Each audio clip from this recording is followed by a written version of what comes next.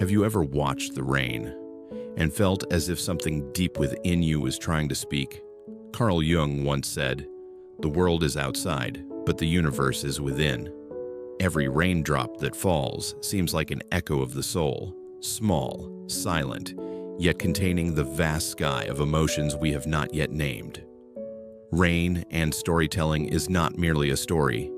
It is a journey of return, a path where we learn to listen to ourselves through each drop of rain, each pause, each memory that once felt cold and forgotten.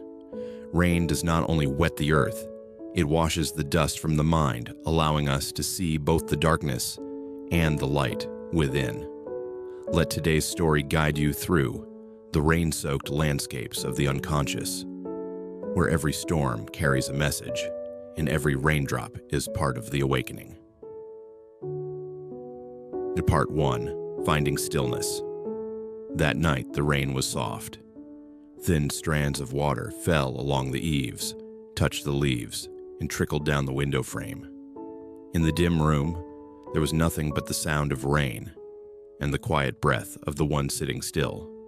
She closed her eyes and took a deep breath. There was nothing special about that moment, just the rain, the breathing, and the silence. But within that silence, something began to move. A motion unseen, immeasurable, yet capable of slowing the heart and loosening the mind's constant chase after the world. Carl Gustav Jung once said, "Who looks outside dreams, who looks inside awakes." The words came to her as if from a faraway place, yet close enough to touch. Perhaps finding stillness is the way home, to the inside, where we have left ourselves behind for so long. Her breathing deepened. Cool air flowed through her body, carrying the rhythm of the rain outside. She realized that every inhale was a return, and every exhale a release. Not a release from the world, but from the tension that had accumulated in her mind. Unfinished conversations, the need to control, memories that refused to rest. Between the breaths, there was a small, delicate form of life, quiet, yet real. Jung called it the voice of the soul. It does not shout. It does not demand. It simply reminds us that we are still here. She opened her eyes. The streetlight outside illuminated each raindrop like tiny crystals falling to the ground. Rain is never just rain. Jung believed that water is the commonest symbol for the unconscious. Collected works, Vulder 9I. Perhaps that is why, when it rains, the human heart softens, as if what lies buried within us is also being washed clean along with the world. Rain and stillness, two companions of the soul, one purifies, the other allows us to hear. Together, they create a new space where everything begins to feel real. She recalled the past, times when life was too loud, too hurried, like a storm without end. She had tried to find peace by escaping, by going far away, by staying busy, by silencing every sound. But only tonight, by doing nothing at all, did she realize peace is not found by muting the world, but by softening the mind. In Modern Man, in Search of a Soul, Jung wrote, "Your vision will become clear only when you can look into your own heart." As the steady rain continued, she felt each heartbeat in her chest, no longer restless, but even deep and warm. Like a lake after the wind calms, the water began to smooth, reflecting the sky once more. Stillness is not emptiness. It is the space where the soul returns to its original shape, undefended, undefined. There, even fear becomes gentle, like the rain that night. And sometimes, only when we stop, can we hear the story our soul has been trying to tell. Finding stillness is not a meditation guide. It is a doorway, or perhaps a small ritual of return. When we sit quietly, breathe slowly, and listen to the sounds of the world, we are descending the steps into the unconscious, where our light and shadow coexist, waiting to be seen. Until you make the unconscious conscious, it will direct your life, and you will call it fate. That line of Jung's rang in her mind like a bell in the rain. Perhaps that is why humans need such moments, to stop running, to listen, to bring the unseen into awareness, to know that we are no longer ruled by what hides beneath. She closed her eyes again. Thoughts dissolved. No past, no future, only the present, simple and vast. She heard the rain, then her heartbeat, and finally one sound remained: life itself. In that moment, the world seemed to pause. There was no distance between human and nature, between storyteller and listener, between consciousness and the unconscious. Only one stream remained, gentle, clear, and true. She smiled softly, whispering to herself, "This is where every story begins, not in sound, but in stillness." And beyond the window, the rain kept falling, as if the world was breathing with her. Part 2. The Fall of the Bennett Family. After last night's rain, the ground was still damp, and the scent of fresh grass mingled with the cool mist. Dawn slowly awakened, its fragile light spilling over the drops of water clinging to the window pane. The world after rain always carries a strange feeling, both quiet and pure, as if everything has just been washed clean to begin anew. Yet, much like the human mind, sometimes after calm comes another storm, a storm of fate. And that is where the story of the Bennett family begins. Henry Bennett was once a prosperous merchant. Ships bearing his name crossed distant seas, bringing back not only wealth but prestige. Their mansion was a symbol of abundance, walls draped in silk, chandeliers of crystal, and banquets that stretched long into the night. His 6 children grew up in luxury, believing life would always remain that way. But one day, the ships never returned. The news struck like thunder in a summer storm. Henry lost everything: his fortune, his reputation, and the pride of a man who once stood at the summit. He sat motionless in his silent study, trembling hands gripping a letter of debt. Outside, the wind stirred the garden, rattling the old doors. Everything seemed to collapse. Carl Jung once wrote in The Red Book, "There is no coming to consciousness without pain." And that was the truth. As Henry gazed around the vast house, now empty and hollow, he realized that his deepest loss was not money, but himself. The mask of the strong father, the respected businessman, the protector, all had fallen away. He felt stripped bare, fragile, and utterly unfamiliar to his own being. Jung called this moment the death of the persona, the death of the mask we wear to face the world. In 2 essays on analytical psychology, he wrote, "The persona is that which in reality one is not, but which oneself, as well as others, think one is." When all his layers were peeled away, Henry Bennett was left only with an empty shell, a soul never truly known, never truly heard. Yet amid the ruins, one person remained standing. Clara Bennett, the youngest daughter, was the only one who did not drown in despair. While her brothers and sisters lamented and rejected reality, Clara quietly began gathering the broken pieces. The grand house was sold, and the family moved to a small cottage at the edge of town. It was the kind of place where mornings began with a rooster's crow, afternoons were filled with sunlight streaming through the window, and cold winds crept through the wooden walls at night. For her elder siblings, it was humiliation, but for Clara, it was a beginning.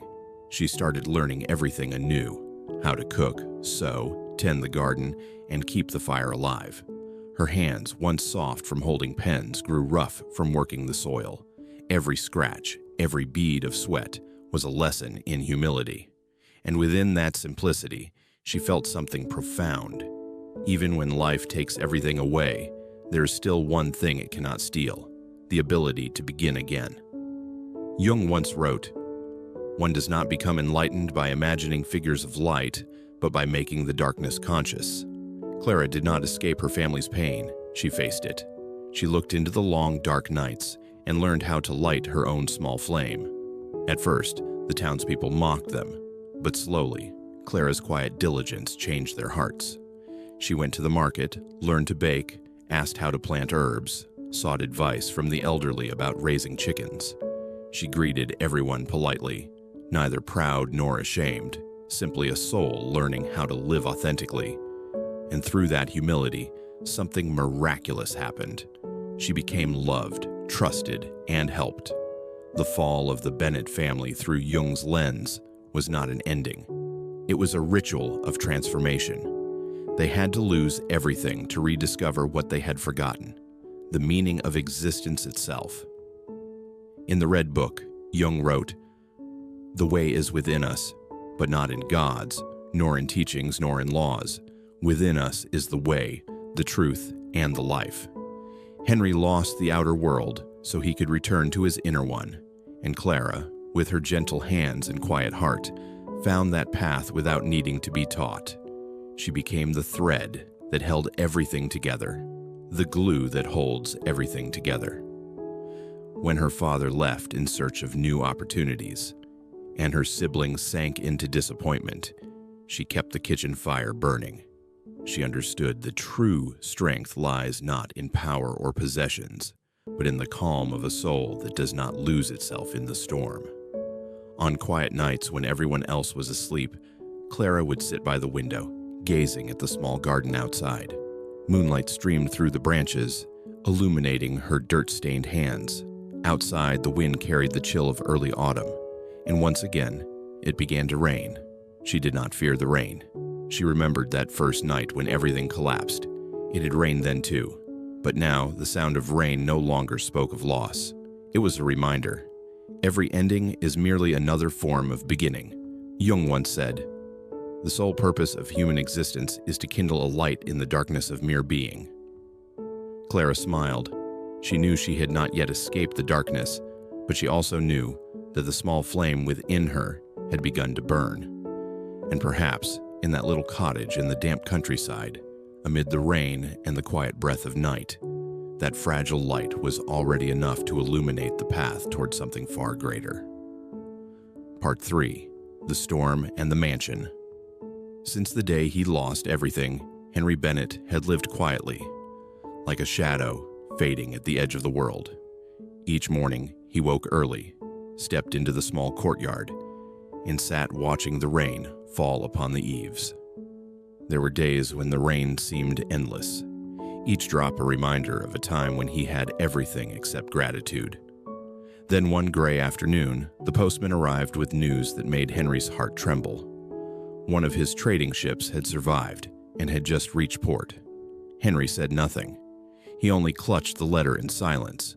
The first cold wind of the season swept through, biting into his skin, yet within him, a spark of hope was rekindled. Perhaps fortune had not turned completely away. Perhaps he still had a chance to save his family. Without waiting for nightfall, Henry donned his coat and set out for the harbor. Dark clouds gathered in the west, heavy and restless, but he paid them no mind. He had long grown familiar with storms, only this time the tempest was no longer a metaphor. The dirt road to the harbor was slick with mud and fallen leaves. Thunder rolled in the distance, announcing the arrival of a great rain. When he reached the port, he found it deserted and drenched. The ship that had been mentioned was nothing but a charred frame, its cargo lost, its crew scattered. His name, the once honored name of Henry Bennett, was now inscribed only among the debtors. He stood there for a long time. Then the storm came. Rain crashed down in fury, as if the sky itself were raging. Pulling his coat tighter, Henry tried to find his way back. The old path was swallowed by darkness and lightning. No houses, no lights, only the roar of wind and rain. He walked and walked, until his legs went numb. The only image that remained in his mind was Clara, his youngest daughter, gentle and kind, the only one who had never blamed him. Through the downpour, a faint light flickered in the distance. A great mansion emerged among the trees, tall, ancient, and silent, as though it had been waiting for him. Henry touched the heavy wooden door. It creaked open without resistance. Inside, a fire was burning. The dining table was set. Warmth filled the vast hall. He called out softly, but no one answered. The rain kept falling outside, and after his long journey, Henry sat down and wrapped his trembling hands around a cup. It was the only thing in the night that still held warmth. He ate, he drank, and for the first time in months, he felt at peace. Everything here was strange, yet strangely serene. As the storm eased, he looked through the window and saw behind the mansion a rose garden, blooms glowing red through the mist, as vivid as blood. Henry smiled faintly. He remembered how Clara once told him, as a child, that she wanted a garden full of roses. He had laughed then and said, "We have an entire estate, my dear. What's special about a few flowers?" Now, in the thunder and darkness, he realized that perhaps this was the only thing he could still do for her, bring back a beautiful rose as a belated gift. He descended the steps, crossed the garden. The rain had eased. Droplets fell heavily from leaves onto his shoulders. He bent down and picked a red rose, his hand trembling from the cold. The flower was soft and warm, breathing with life amid the chill of the world. Then a roar shattered the silence. Deep, low, and fierce, it made him drop the rose. In a flash of lightning, he saw a shadowy figure, a creature, standing among the roses. It was enormous, dark, with eyes burning like fire. "You have taken what does not belong to you." The voice came not just from outside, but from within him. Henry stepped back, clutching the crushed rose. I only wanted to bring it to my daughter. Just one rose." There was no reply, only the sound of rain, the pounding of his heart, the weight of breath. The creature moved closer, and in its eyes Henry saw something terribly familiar, as if he were staring into his own reflection, distorted, raw, and naked. Carl Jung called this the shadow, the part of ourselves we always flee from. In Aeon, he wrote, "To confront a person with his shadow is to show him his own light." Henry stood frozen. The mansion, the feast, the roses, the beast. None of it was the outer world anymore. This was the house of his soul, and he had stepped into the very realm he had feared all his life. The unconscious. In that instant, he understood. The mansion with its table, its fire, its rose garden, was not someone else's home, but a symbol of himself. Each room a part of his inner being. The crimson garden, a field of forgotten memories and desires. The rose he thought he picked for Clara was the symbol of love. The last spark of light left within him, the one he had neglected for years. The beast, growling before him, was no punisher. It was a mirror, a reflection of his despairing soul. It spoke with the voice of destiny, yet it was truly his own essence, awakening after years, buried under pride and ambition. Henry knelt down, gripping the rose tightly. The thorns pierced deep, and his blood mingled with the rain. He did not flee. He simply whispered, "I understand." And at that moment, the creature stopped. The air grew still. The rain softened, then dissolved into mist. The storm outside faded, and the storm within him ended too. Henry left the mansion at dawn. The sky was clear, sunlight glimmering in the puddles. In his hand was the crushed red rose, still fragrant. He stared at it for a long time, as if seeing the most precious thing he had left. Carl Jung once wrote in Psychology and Alchemy, "No tree, it is said, can grow to heaven unless its roots reach down to hell." Last night, Henry had walked through his own hell, where fear and guilt intertwined with rain and darkness. But it was there that he found the first seed of light. As he retraced his steps, the morning slowly brightened. Each step was heavy, yet something within him felt lighter. The storm had passed, and he carried with him not only a rose for Clara, but a piece of his redeemed soul. And far away, in the rose garden of the mansion, the beast still stood silently watching him leave. It was no longer an enemy, but the guardian of his soul, the keeper of a door that one day Clara too would have to walk through. For the journey of healing never ends with one person. It is only beginning. Part 4. The Debt of the Rose. The next morning, the rain had stopped.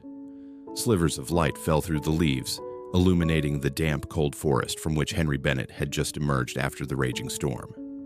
In his hand, he held a vivid red rose, the small gift he had picked from the garden the night before.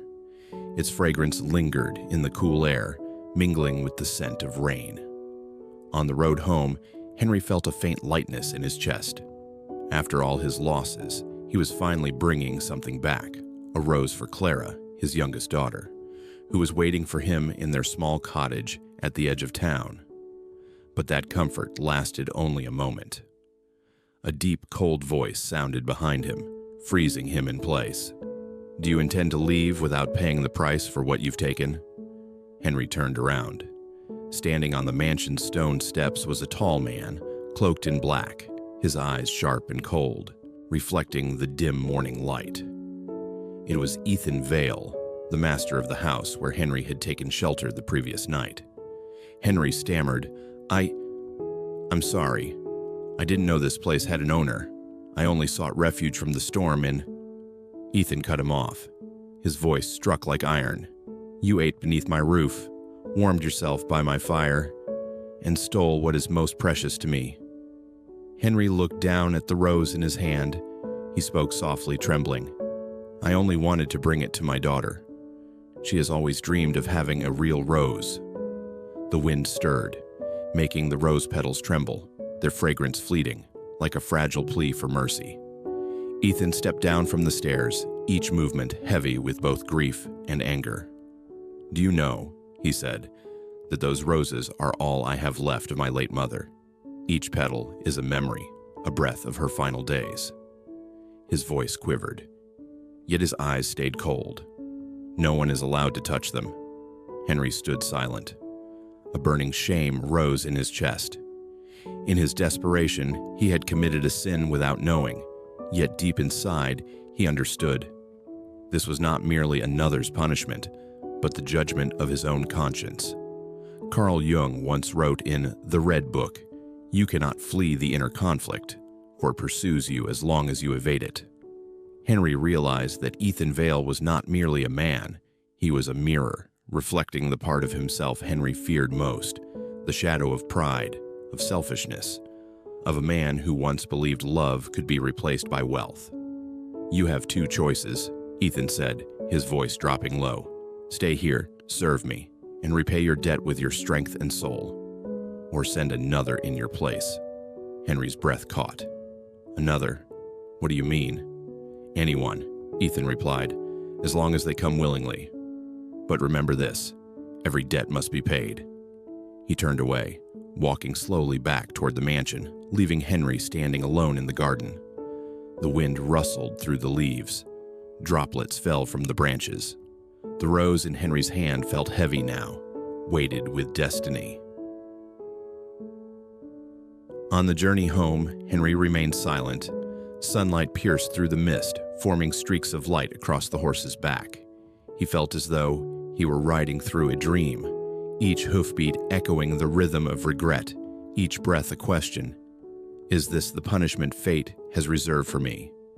Carl Jung once said, "The shadow is a moral problem that challenges the whole ego personality." Henry understood then. What he owed was not the rose, but love, the love he had lost while chasing after ambition. The rose he had plucked was not a gift for Clara, but a symbol of the sacred tenderness he had neglected within his own soul. When he finally reached home, dusk had fallen. The sunset cast a golden hue upon the old tiled roof, bathing the small house in a bittersweet warmth. Clara opened the door and ran to embrace him. "Father, I was so worried. Where were you all night?" Henry said nothing. He opened his hand, revealing the red rose. "For you," he said quietly, as if afraid the fragrance might fade with his voice. "I found it on the road." Clara touched the petals gently and smiled. "It's beautiful, Father. I've never seen a rose like this." Henry looked at her for a long time. Her clear eyes pierced through him, leaving him speechless. "My dear," he whispered, "I've brought trouble upon us. This rose, it isn't mine to give." The family fell silent as he told them everything. About the mansion, about Ethan Vale, and the strange debt he was bound to repay. Fear spread across the room, but only Clara remained calm, gazing down at the rose as if seeing something far beyond it. When he finished, she lifted her head. "If you cannot go back, then I will." Henry froze. "No, you don't understand.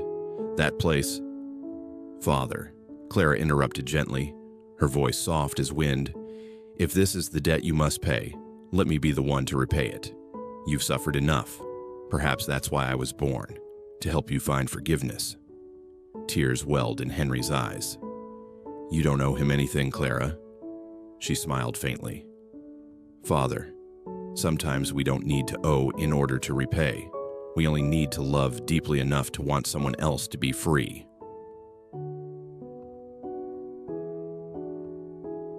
That night, Henry could not sleep.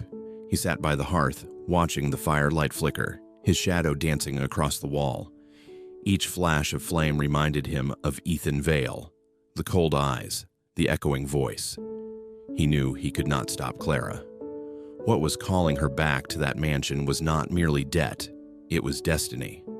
The invitation to a journey every soul must take, the journey into darkness to discover its own light. Carl Jung once wrote in Memories, Dreams, Reflections, "There is no light without shadow, and no psychic wholeness without imperfection." When he finally blew out the lamp, the rose on the table still released its scent. Outside, the wind stirred, brushing against the wooden door. From somewhere far away, a whisper seemed to return. Ethan Vale's deep, measured voice. "You cannot escape your debt." Henry looked toward the window. The moon hid behind clouds, and somewhere beyond the forest, a faint silver glow shimmered. He closed his eyes and murmured under his breath, "Please, protect her." At dawn, before the sun rose, Clara awoke early. She wrapped a scarf around her shoulders, put on her father's old coat, tied her hair, and left a note on the table. "I'm going to repay the debt, Father. Don't worry, I will come back." Henry awoke to the sound of the door closing. He rushed to the porch, but the road was already swallowed by morning mist. On the table lay the red rose, now dry, yet still fragrant, like the lingering trace of a soul walking toward the darkness. And somewhere, deep within the forest, Ethan Vale stood in the rose garden, his gaze distant. He knew. The one who would take the debtor's place had come. The story of the debt of the rose had only just begun. Part 5. Clara's Choice. That morning, a thick fog blanketed the path leading into the Vale forest. Everything was so still that Clara's footsteps sounded like whispered prayers, dissolving into the mist. She wore her father's old cloak, carried a small travel bag, and walked on. No one came to see her off. Only the wooden door closing softly behind her remained, leaving in her heart the echo of a promise. "I will return." Clara did not know what awaited her at the end of the road. She only knew that her father had returned from that place with different eyes. The eyes of a man who had looked into the darkness. Once strong and proud, he now carried the quiet fragility of someone who had broken, haunted by something he could not name. She understood then. This was not merely her father's debt, but the debt of their entire lineage, of the soul of the Bennett family itself. Carl Jung once said, "There is no coming to consciousness without pain," and Clara knew that this journey would be her pain, but also her father's healing. Was the forest opened before her, like a gateway to another world? Tall trees swallowed the light. The scent of damp earth and moss thickened the air, giving Clara the feeling that she was walking inside a dream. The winding path was silent, save for the murmur of wind, like the voices of unseen spirits whispering in the leaves. The Vale mansion slowly came into view, ancient, cold, and solemn. Its roof was veiled in moss, and its tall, narrow windows looked out toward the forest like watchful eyes. She stopped before the heavy iron gate. Her heart beat slowly but steadily. It was not just a house. It felt alive, as if breathing, waiting. And for a moment, Clara felt she stood between two worlds. On one side, the familiar light. On the other, the darkness of the unknown. Carl Jung wrote in the Red Book, "The way is within us, but not in gods, nor in teachings, nor in laws. Within us is the way, the truth, and the life. Now Clara was stepping into her own path, the descent into the depths of the soul, where light and shadow meet. The iron gate creaked open. A boy appeared at the entrance, about 13, slender, with dark eyes gleaming like coal. He studied her quietly, then asked, his tone calm and even, "Who are you?" "Clara Bennett," she replied softly. "I've come in my father's place. I've come to repay his debt." The boy nodded, his gaze unwavering. "The master knew you would come," he said. "He told me, light always finds its way back to where it belongs." The words sent a shiver down her spine. She did not understand them, yet an inexplicable peace stirred within her. The boy introduced himself as Oliver, the loyal servant of the master of Vale. He turned and motioned for her to follow. They passed through a vast garden filled with roses.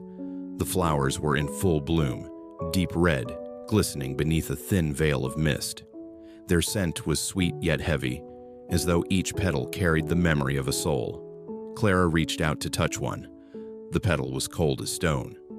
Oliver turned back, his voice quiet but firm. "Don't pick the roses. They are part of him." The great doors opened, and a chill swept through. Clara shivered. Inside, the mansion was dark, illuminated only by faint rays filtering through frosted glass. Portraits lined the corridor, stern faces of long-forgotten ancestors, watching her as she passed. Each painting felt like a soul, each doorway a sealed memory. "Your room is in the east wing," Oliver said. "The master will see you tonight." Clara nodded. She walked down the long hallway, a strange awareness pressing upon her. This house was more than stone and wood. It listened. In Symbols of Transformation, Jung compared a house to the image of the psyche. The house is a symbol of the psyche, with its many rooms representing the levels of consciousness and the hidden recesses of the unconscious. And Clara, as she entered her small chamber, understood. She had just stepped into the first level of her own soul. Her room was simple: a wooden bed, a small window, and an old mirror on the wall. Clara set down her bag and, almost unconsciously, looked into the mirror. For a moment, her reflection blurred, and in its place appeared another pair of eyes, deeper, sadder, like a spirit gazing back from beyond the glass. She gasped and turned away. The silence grew thick. Her heartbeat echoed through the stillness, mingling with the wind outside. Fear brushed her spine, but alongside it, a quiet pull urged her to stay. When night fell, moonlight filtered through the thin curtain, casting pale patterns on the wall. Clara sat by the window, watching the rose garden shimmer beneath the moon. Then she heard it, the sound of a door creaking open somewhere, followed by a voice, deep, warm, and commanding, whispering in her mind, "Welcome to Vale, Clara Bennett." She froze. The voice came not from outside, but from within. It resonated through her thoughts, as if the house itself had begun to speak to her soul. In that moment, Clara knew she had crossed a threshold from which there was no return. She had not come merely to repay her father's debt, but to face a greater one, the ancient debt between humanity and the shadow it avoids. Jung once said in Ion, "Until you make the unconscious conscious, it will direct your life, and you will call it fate." Now, Clara was living that fate. She stood still, unafraid, listening to the wind in the garden, to the rhythm of her heart echoing the breath of the house. A tremor passed through her, not from cold, but from recognition. Something within her had begun to change. Outside, the rose garden glowed in the silver light. The petals trembled gently, releasing a fragrance both sweet and sorrowful. Somewhere, deep within the mansion, slow, deliberate footsteps echoed, like the heartbeat of another world waiting for her approach. Clara closed her eyes. She knew that at the end of that long hallway, behind the door that quivered in the wind, waited Ethan Vale, the man her father had called the beast in the dark. But to Clara, he was no longer a beast. He was a mirror, a symbol of what she must confront, the darkness within herself. She took a deep breath, opened the door, and stepped forward. The wind whispered as she crossed the threshold. "Welcome to your journey, Clara." The privilege of a lifetime is to become who you truly are, Carl Gustav Jung. And deep within the mist-shrouded forest, inside the ancient mansion of Vale, that journey had truly begun. ChatGPT Gen Noi, Part 6, The Keys in the Library. The second morning at Vale Mansion began beneath a veil of pale mist.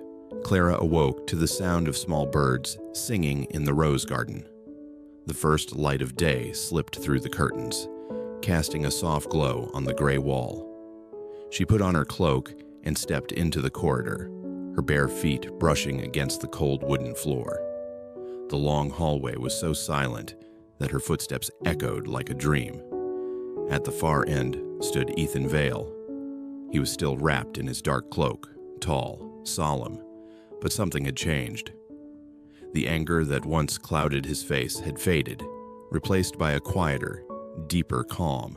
Before him, on a table, lay a cluster of old brass keys, glimmering faintly in the firelight. "You will need these," he said.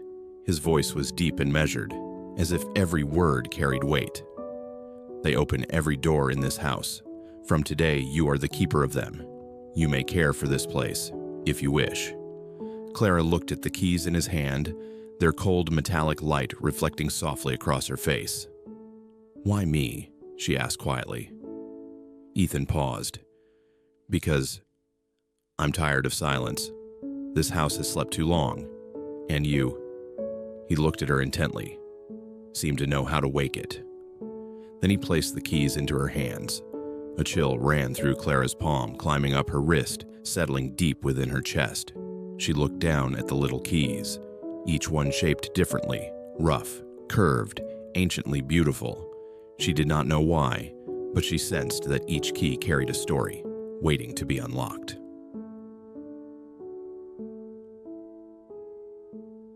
The first door she chose was the kitchen. The lock creaked as she turned the key. A rush of stale air and the smell of damp stone filled her lungs. The room had been forgotten for years. Tables coated in dust, pots blackened with soot, logs in the hearth rotted away, cobwebs veiling the corners. Clara rolled up her sleeves. She opened the windows to let the light in.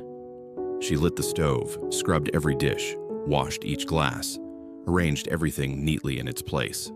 Sweat gathered on her brow, but she did not stop.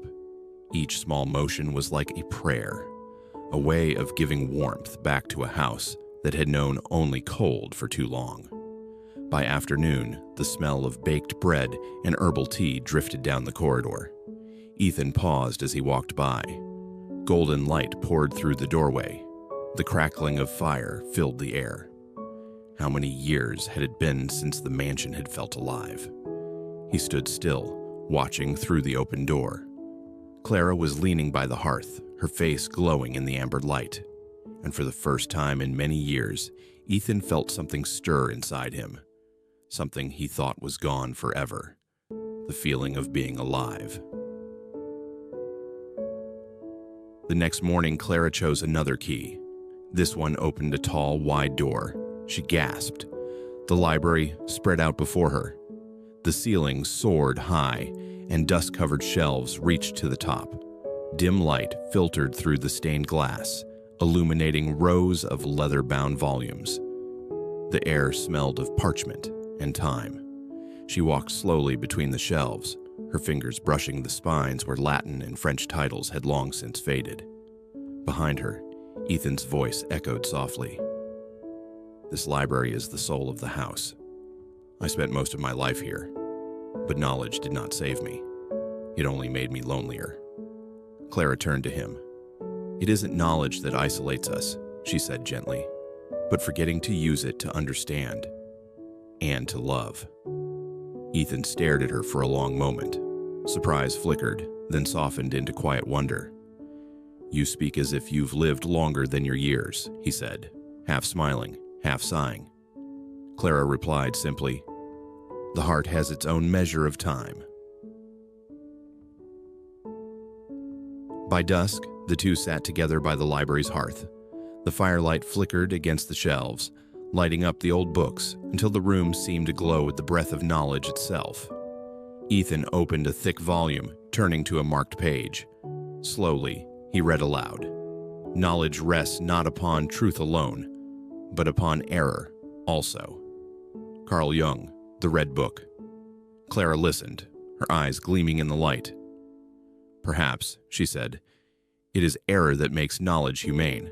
People learn to know, but only love allows them to understand." Ethan fell silent. Her words loosened something in him, an invisible knot. He realized then that this young woman had brought not only light, but life itself into the mansion. From that day on, Clara began to restore the house. She opened more doors, the dining, hall, the music room, the parlor. Wherever she went, light followed. The moss-covered walls were scrubbed clean, the fireplaces burned bright, the curtains breathed sunlight once again. Footsteps echoed through the halls, awakening every brick, every wall. Ethan watched from a distance. Sometimes he would simply stand, observing her arrange a vase of flowers, or read quietly by the fire. Gradually, he felt the mansion begin to breathe again. And with it, he too, the man who had lived like a ghost, began to breathe once more. Carl Jung once wrote, "As far as we can discern, the sole purpose of human existence is to kindle a light in the darkness of mere being." Clara was that light, small, gentle, yet strong enough to chase away the years of darkness buried within him. That night, they sat again by the library fire. Outside, the wind brushed softly against the windows. Ethan looked at Clara and asked quietly, "If you could open any door in this house, which one would it be?"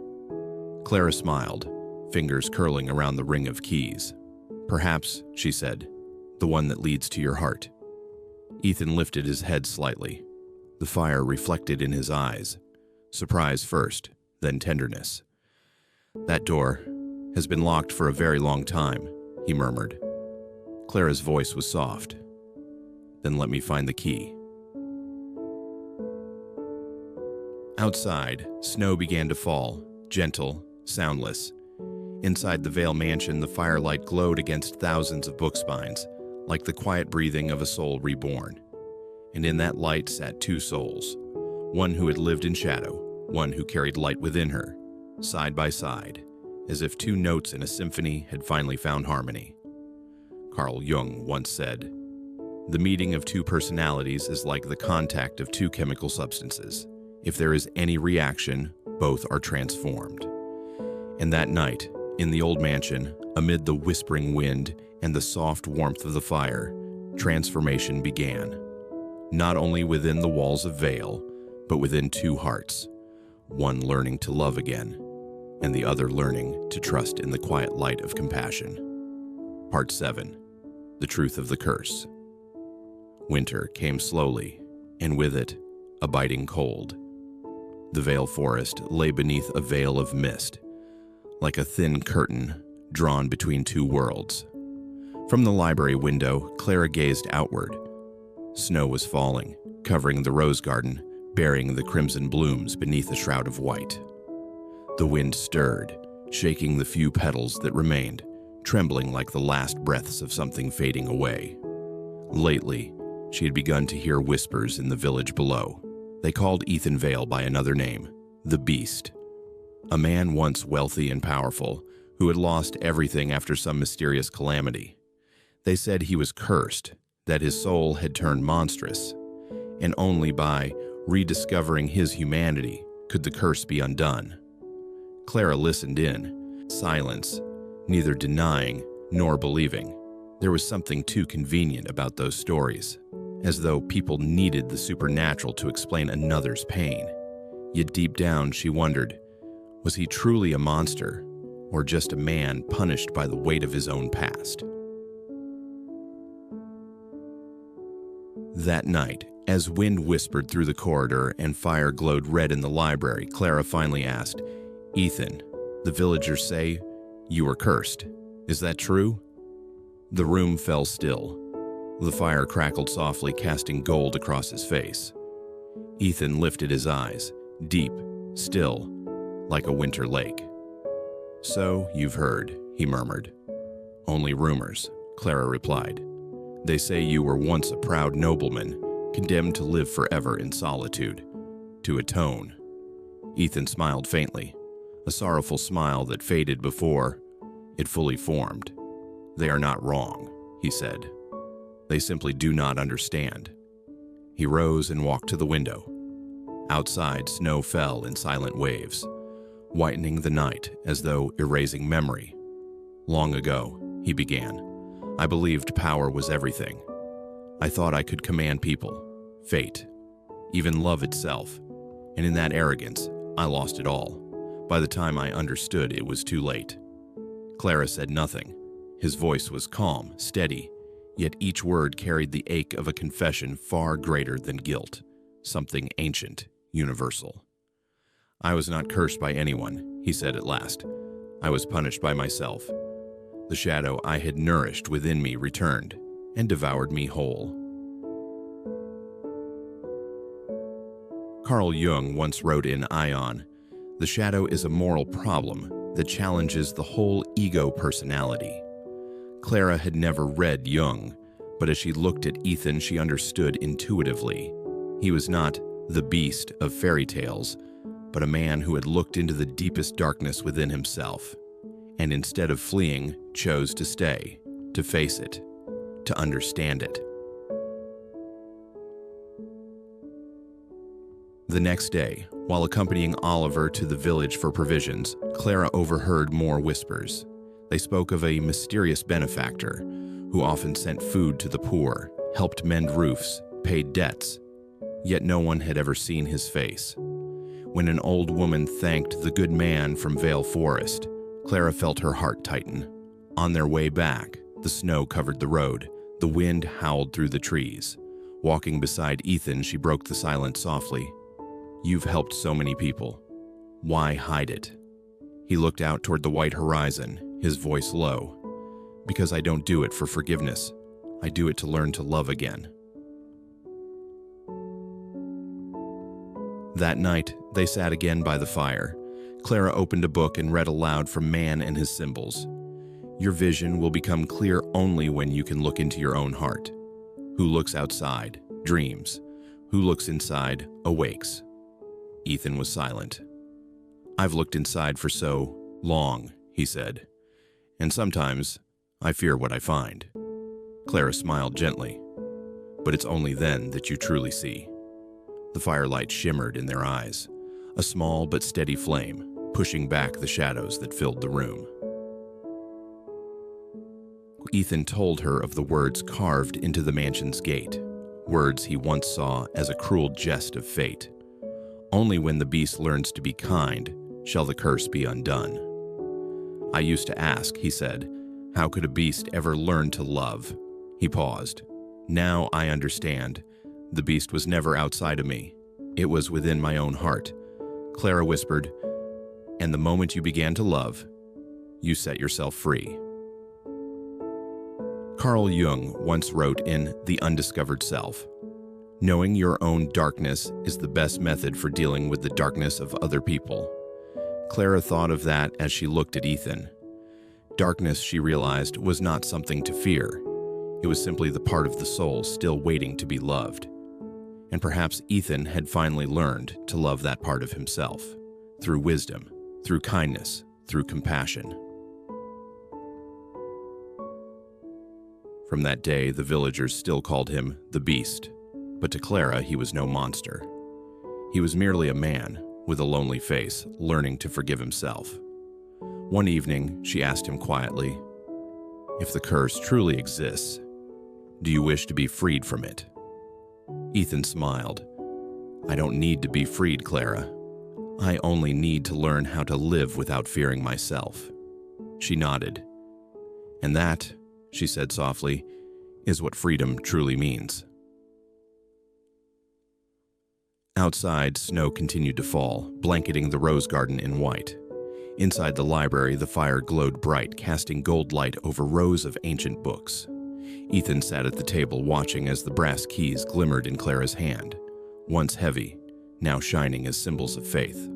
Carl Jung once said, "I am not what happened to me, I am what I choose to become." And as the night drew to a close, within the quiet walls of Vale, the beast ceased to exist. Only a man remained, sitting beside the fire, with the serene eyes of one who had walked through the darkness and carried back the gentle light of compassion.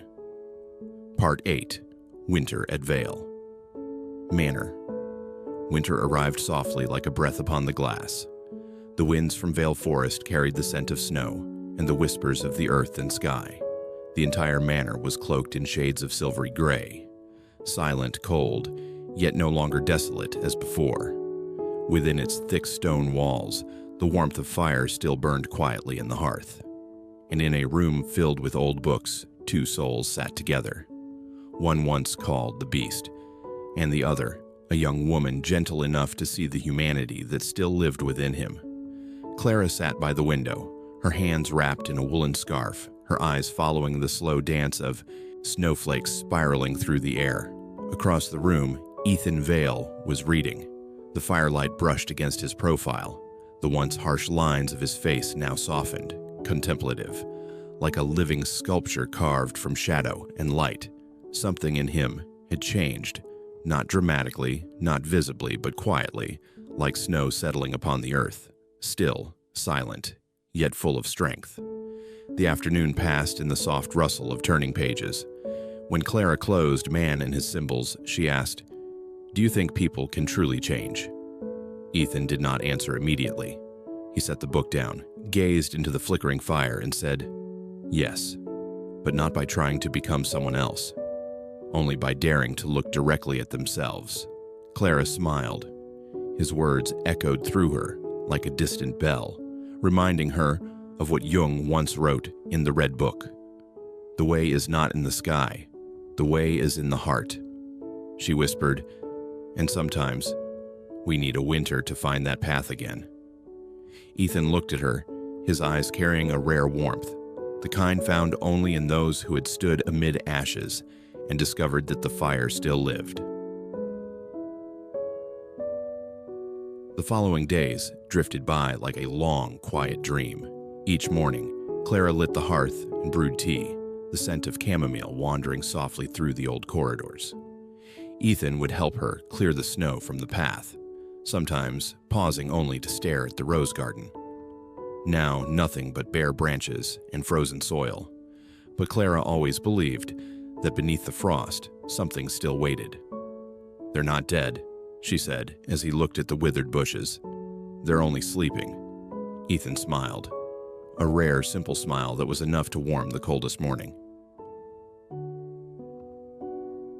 In the evenings, they sat together by the fire once more. The flames burned bright, their golden light glimmering over the spines of thousands of worn books. Clara read aloud a passage from Ion. "Until you make the unconscious conscious, it will direct your life and you will call it fate." Ethan listened, then said slowly, "Perhaps fate is not a chain, but an echo, the voice of what we've refused to face." Clara's eyes shone softly, "And when we see it, we become free." He nodded, the fire reflecting in his gaze. "Freedom isn't escaping the darkness. It's knowing that light exists within it." Neither spoke again. Outside, the wind howled through the halls, and the snow fell, flake by flake, as though the heavens themselves were cleansing the remnants of the past. Sometimes at night, Clara would see Ethan writing at his desk. His handwriting was small, deliberate. He would pause often, as if speaking to his own soul between sentences. She never asked what he wrote. She already knew. It was his way of making peace with his past. Carl Jung once wrote in Memories, Dreams, Reflections. There is no coming to consciousness without pain. And indeed, Ethan had crossed through pain, not by resisting it, but by embracing it. He was no longer the man who feared mirrors, or light, or the gaze of others. He had learned to look directly into his own soul and not turn away. One morning, the sky turned a rare clear blue. Pale sunlight spilled across the frozen garden. Clara opened the window, letting the cold wind sweep in, carrying the mingled scents of snow, tea, and burning wood. Ethan came to stand beside her, silent for a while, then said, "I once thought winter was punishment, but now I see it's a beginning." She turned to him, smiling. "A beginning of what?" "Of forgiveness," he replied. Light fell across his face, and in that moment, Clara saw it clearly. There was no beast left, only a man, weary yet reborn. That night, as she gathered the books, Ethan read softly from a page he had written in his journal. "I am not what happened to me. I am what I choose to become." Carl Gustav Jung. Clara paused, lifting her gaze. "Then who do you choose to become today?" Ethan smiled, his eyes glimmering with the same quiet warmth as the fire beside them. "Simply, a man who has learned to love life again." And that night, the snow finally ceased. Above the Vale roof, the sky cleared, revealing stars like cracks of light through the dark. Clara sat by the fire, listening to the steady breath of the house, feeling peace spread gently from within her chest. She realized that winter was not a season of death, but of stillness, a sacred pause where the soul learns to listen and to awaken. She glanced at Ethan. He was reading by the hearth, his face serene, unburdened. And in that moment she knew. The curse was gone, not broken by magic, but by the quiet return of kindness. Winter at Vale Manor was no longer cold. It was filled with golden light, the crackling sound of fire, and two souls, each carrying their own story, their own wounds, and a new faith in the gentle miracle of being alive. And outside, in the silence of night, the snow began to melt, as though spring had already begun from within their hearts. Part 9. Spring's Return. The first breath of spring swept across the meadow, carrying with it the scent of damp earth and new grass. On the train bound for Vale, Clara sat by the window, gently brushing her fingers against the fabric curtain, her eyes following the awakening green fields that rolled past. The pale sunlight touched her hair, spilling a honeyed glow upon her shoulders. Winter had passed. Everything, even the human heart, seemed to be stirring back to life. After several weeks away in her hometown for her sister's wedding, Clara carried with her a warmth both tender and strange, as if she had lived another life, one filled with laughter and the simple reality of joy. Yet now, as the familiar road to Vale Manor unfolded before her eyes, her heart began to tighten. That place, the old house, the garden of roses, and the man once called the Beast, was waiting for her in silence. The carriage halted before the gate. The wind swept by, laced with the faint scent of a lingering snow. Clara stepped down, and the moment she pushed open the great wooden door, she froze. There was no light, no warmth. The house lay buried under a thin film of dust. The curtains were drawn, the tables veiled in ash, and the vases on the windowsills held nothing but wilted stems. The air was thick with the scent of age, as if winter had never left at all. Oliver, the young servant, rushed forward, his voice trembling. "Miss Clara, he hasn't left the library since you went away. The fire's been cold ever since." Clara said nothing. She placed a hand on the chilled stone wall, feeling the faint pulse of a house that once breathed, now gasping for air. Then, without a word, she began. She threw open the windows. Light poured in, spilling over the wooden floor and scattering the dust in soft, drifting clouds. She pulled the curtains wide, wiped the tables clean, gathered the ash from the fireplace, and lit the fire anew. The first flames flickered weakly, then grew, glowing, alive, painting warmth across the darkened room. She carried buckets of water out to the garden. The snow had melted, revealing soft soil and brittle rose stems. She rolled up her sleeves and began clearing the dead earth, cupping each fragile branch as though tending a wound. When she planted new seeds, her hands were covered in dirt, but her smile was light and serene. Carl Jung once wrote in The Red Book, "Life has always seemed to me like a plant that lives on its rhizome. Its true life is invisible, hidden in the rhizome." Clara understood. Vale was the same. Though it appeared lifeless, something beneath the surface still breathed. Like the human soul, sometimes it takes a long, hard winter to remember how to bloom again. By sunset, Clara stood before the library door. It was slightly ajar. She pushed gently and stepped inside. In the dim room, Ethan sat at his desk, surrounded by books and dust. The pale light touched his face, hollow, quiet, as if he had spent the entire winter speaking to ghosts of his own making. He lifted his head, his voice rough. "I thought you wouldn't come back." Clara moved closer, soft as the wind. "And let this house turn into a tomb," she said gently. "No. Vale is my home, and so are you." He looked at her for a long time, and something stirred behind his eyes.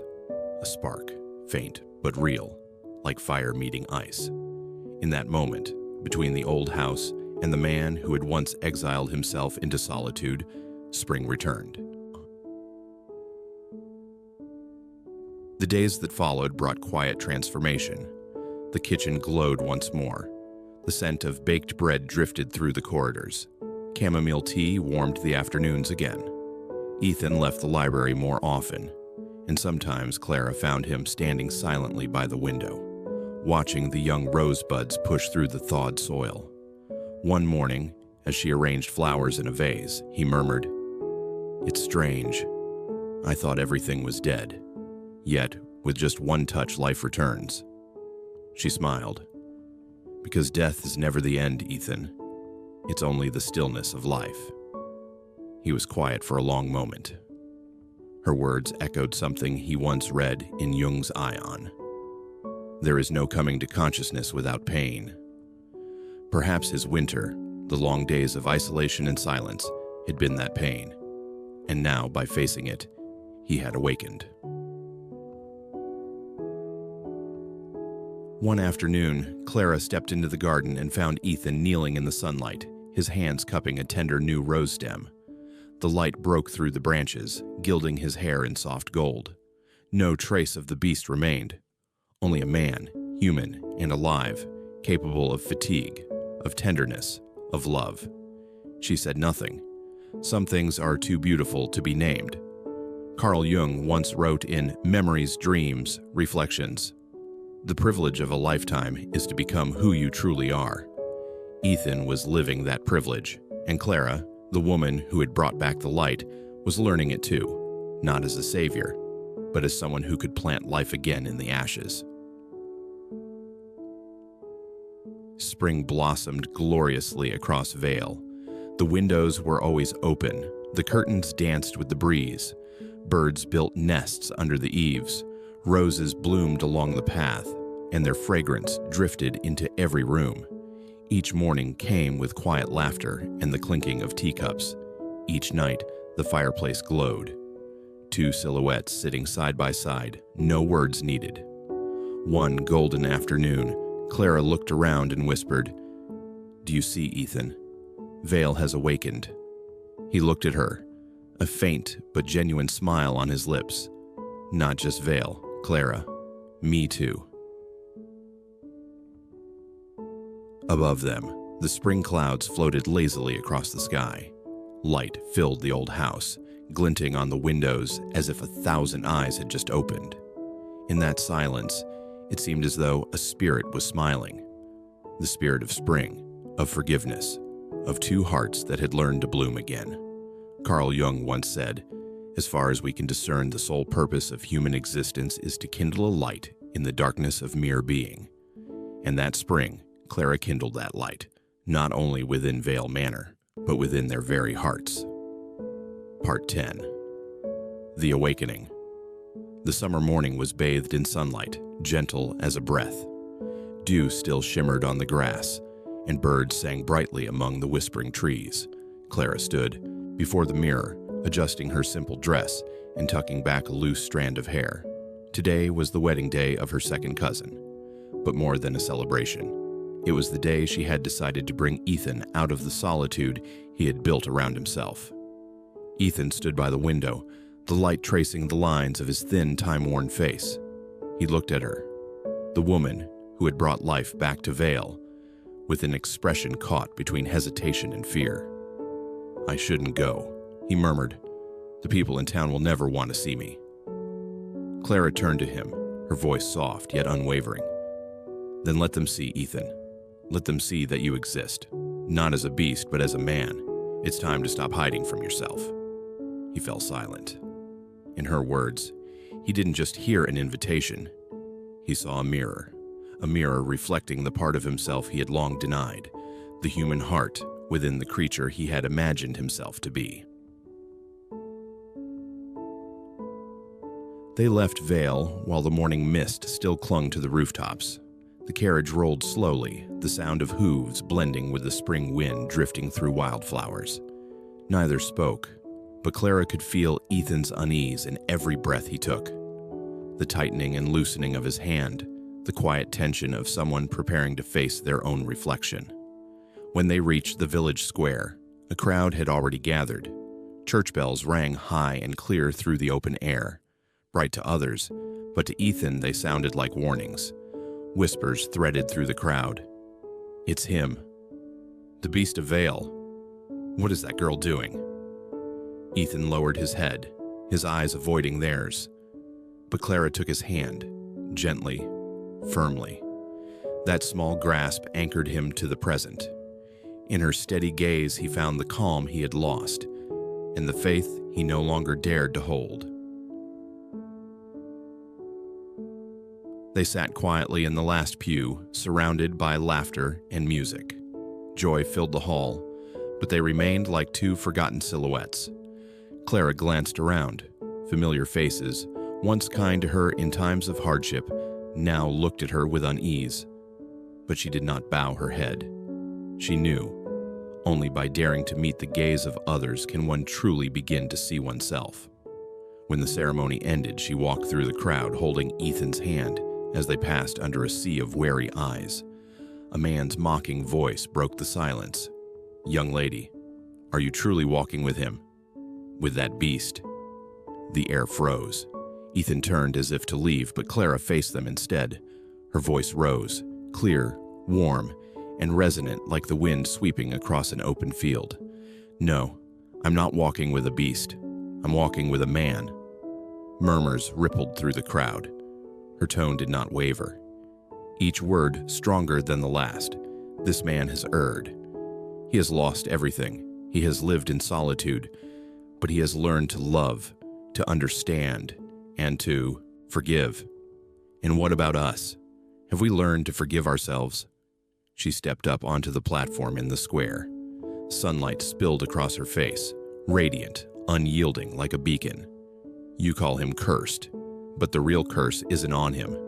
It's in the hearts of those too afraid to love. I choose him. 100 times over, I would still choose him." And there was no lightning, no miracle, only silence. A different kind of silence, no longer scornful or fearful, but the silence of awakening. Ethan lifted his head. Sunlight fell through the branches, touching his face. The rough lines that once marked him now softened. For the first time, the villagers looked at him, and they did not see the beast. They saw Ethan Vale, a quiet man, gentle eyes, a faint smile like sunlight through the leaves. The curse had shattered, not by divine power, but by truth spoken from a fearless heart. After the ceremony, the crowd slowly dispersed. An elderly woman approached Clara, placing a white rose in her hand. "Child," she said, her voice trembling, "thank you for bringing him back." Clara bowed her head. "I didn't bring him back," she whispered. "I only helped him remember that he was human." Ethan walked beside her, silent for a moment. "You didn't have to do that for me," he said. Clara smiled softly. "I didn't do it for you, Ethan. I did it with you." They looked at each other, and in that glance, nothing more needed to be said. By the time the sun began to set, they had returned to Vale. The last golden light spilled across the garden, glinting on newly opened roses.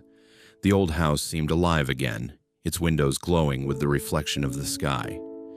Ethan paused, looked around, and exhaled quietly. "I once thought I was being punished," he said. "But perhaps it was only a dream I made for myself." Clara smiled, her voice gentle as breath. "There was never a curse, Ethan. Only the fear you hadn't yet faced." He looked at her, gratitude and understanding in his eyes. "And when someone believes you are worthy of forgiveness," he murmured, "you begin to become worthy of it." That night, Vale glowed with light. The hearth burned bright, sending white smoke into the evening sky. In the warm room, the two sat together in silence. There was no distance between them now, only the steady rhythm of breath and the flickering glow upon their faces. Carl Jung once wrote, "As far as we can discern, the sole purpose of human existence is to kindle a light in the darkness of mere being." And that night, within the walls of Vale, the light was kindled, not only in the house, but within their hearts. Ethan was no longer the beast. Clara was no longer the girl searching for compassion. They had become two souls meeting in the light, where love was not salvation but awakening. Outside, the spring wind stirred the rose branches. Moonlight streamed through the window, falling upon their intertwined hands. And in that peaceful breath, the world felt newly born again, quiet, tender, and full of light. Part 11. The Rose Garden Wedding. The afternoon at Vale was drenched in a soft golden light. Roses swayed gently in the breeze, their fragrance drifting through the garden like an invisible melody. From afar, the old manor, once a haven of loneliness and guilt, was now filled with laughter and sunlight. Ethan stood in the middle of the garden, holding a small velvet box. Beneath the rose arbor planted long ago by his mother, the flowers bloomed crimson, like hearts newly awakened. A breeze brushed through his hair, carrying the scent of earth and blossoms. For the first time in years, he no longer feared the light. Clara approached, her white dress brushing the grass, her eyes holding the color of the summer sky. When she stopped before him, time seemed to pause. All sounds faded. There was only the steady rhythm of two hearts beating in unison. Ethan knelt and opened the box. Inside was an antique sapphire ring. The deep blue stone shimmered with the afternoon sun. It had once belonged to his mother, the woman who had planted the seed of compassion in the proud heart of her son. "Clara," he said softly, his voice trembling, "every book I've ever read, every year I've spent in solitude, all led me here, to this moment. You've taught me that darkness is not something to be banished, but the place where one learns to truly see oneself." Clara lowered her gaze, her eyes gentle as water. "No one is ever truly saved, Ethan," she whispered. "We only learn to love the darkness within us and forgive it." He smiled, and in that moment, sunlight broke through the leaves, scattering gold dust around them like stardust. The wedding took place as the sun began to set. The garden became a living painting, birdsong, laughter, wind, and the scent of roses weaving together in harmony. Villagers, once afraid, now gathered to offer their blessings. Old fears had melted away like morning mist. Clara held Ethan's arm as they walked down the rose-lined path.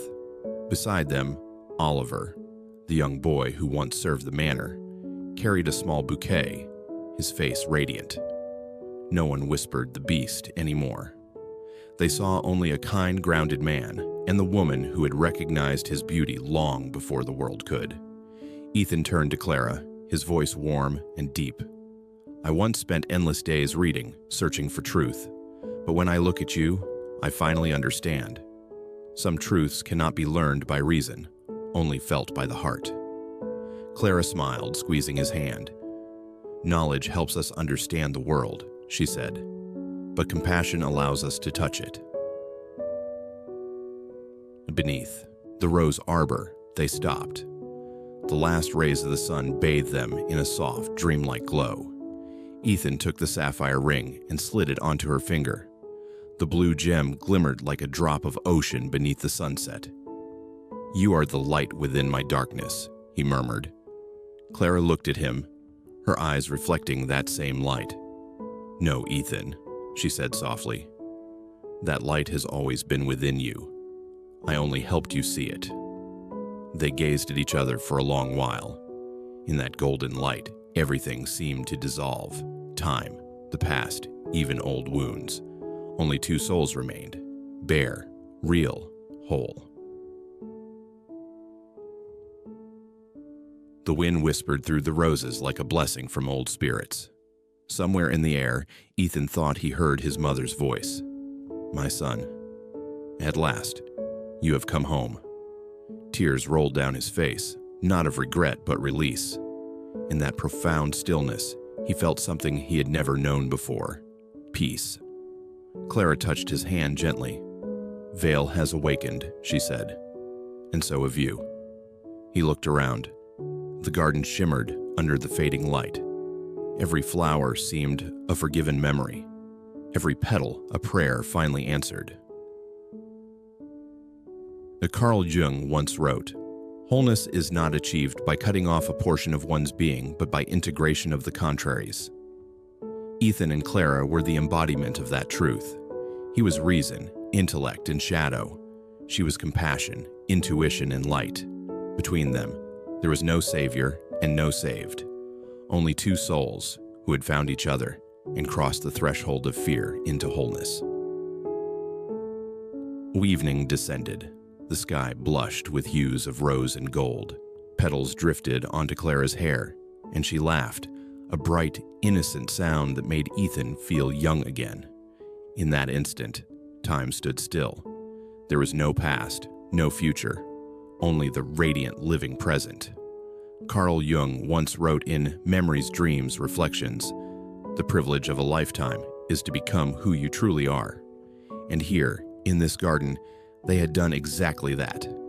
Ethan had become the man he was always meant to be. Clara had become the woman who dared to love with both heart and wisdom. Together, they had returned to their truest selves, not because of each other, but with each other. When the sun had set, leaving only the blush of pink clouds behind, soft music played as Vale glowed in the twilight. No longer a house of shadows, but a heart reborn. Beneath the roses, amid fragrance and light, Ethan and Clara shared their first kiss of a new life. No fireworks, no ceremony, only wind, flowers, and the sacred stillness of two awakened souls. Vale, the garden, and the world itself fell silent, as if listening to something deeper than words, the sound of healing. The final evening at Vale drifted quietly. After the wedding, the garden shimmered with gold. Petals fell slowly, softly, painting a dream between reality and reverie. Clara sat on the porch holding a cup of tea, watching the last rays fade upon the roses. Inside, Ethan tended the fire, as if afraid that warmth itself might vanish, even for a moment. All was peaceful, but it was a peace earned through shadow, pain, and the courage to face oneself. Carl Jung once wrote in Memories, Dreams, Reflections, "There is no coming to consciousness without pain." That sentence, it seemed, was the very soul of their story. Ethan had endured years of solitude, imprisoned by pride and guilt. Clara had faced her deepest fear, the fear of loving and of losing. And only by walking through that darkness together had their inner light begun to burn. Or as the sun had set, yet the garden still glowed, not with sunlight, but with a light rising from within. Carl Jung called that light the self, the wholeness of one's being. In Ion, he wrote, "The self is our life's goal, for it is the whole of the personality." Ethan and Clara had not only found love, they had found themselves in each other. He, once fearful of his own shadow, had learned forgiveness. She, once the healer of others, had learned to let love heal her too. Their union was more than a marriage of two people. It was the integration of two forces within the soul: knowledge and compassion, reason and emotion, light and darkness. Outside, the wind carried the scent of roses into the night. Clara whispered, "Some things bloom only in the dark, Ethan. We just have to be patient enough to wait." He smiled gently. "And some suns rise only when we learn to look within." In that moment, time melted away. Every wound, every memory of pain became fertile soil for new life. Where once there was a curse, there now stood a sanctuary of awakening, a place where people no longer fled from fear, but learned to bloom with it. The crescent moon rose, casting silver light across the garden. The roses glowed like fallen stars.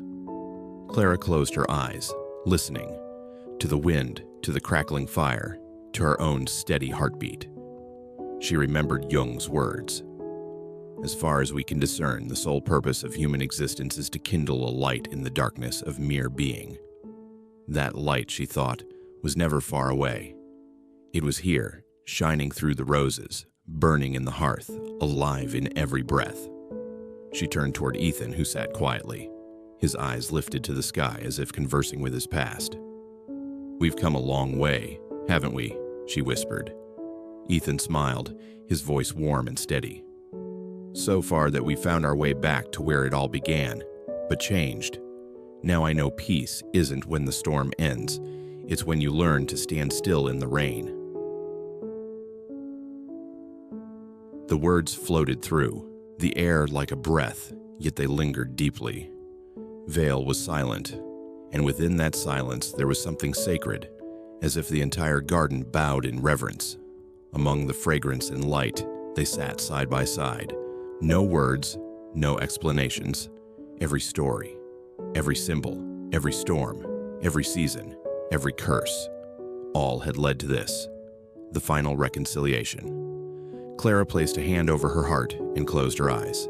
She felt warmth, blood, breath, life, faith. She knew then, the sun outside might set, but the sun within would never fade again. From that day forward, people called Vale the Garden of Light.